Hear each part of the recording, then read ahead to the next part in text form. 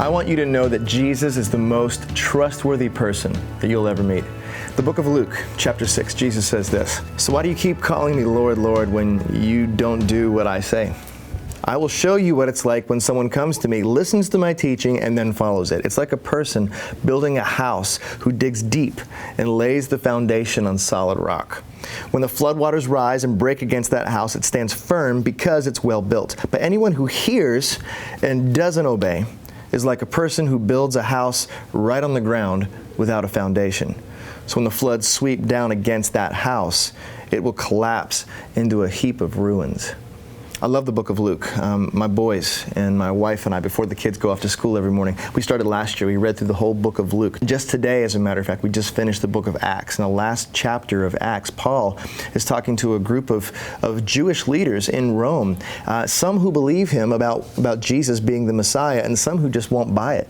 And what Paul says to them, he actually quotes the book of Isaiah, and he's telling them, you're just like what Isaiah talked about when God said, you're going to go to these people, and they're going to hear, but they're not going to listen. They're going to see, but they're not going to perceive. Their hearts have become hardened. Because if they did hear and listen, if they saw, if their hearts understood and they turned to me, I would heal them. And I think this is kind of what Jesus is talking about here in the book of Luke when he's saying if we listen to him, it's like a man who builds his house on a solid foundation. So the question is, do we believe that God is trustworthy or not? By definition, as Christians, we are people who believe that Jesus is who he said that he was. And he said that he was the Son of God. We believe that he was the son of Mary.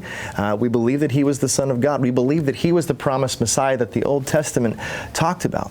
So do we follow his ways? If we believe who he says he is, as Christians, do we follow what he's called us to do? You see, the thing is, we don't trust ourselves, right? We know ourselves. We know our propensities to fail, our propensities to sin, and we don't trust ourselves. So we think that's a human trait, but we can't apply that to God because God is nothing like us. He's completely separate, completely other than us, which is what the word holy means. He's completely different from us. He doesn't change.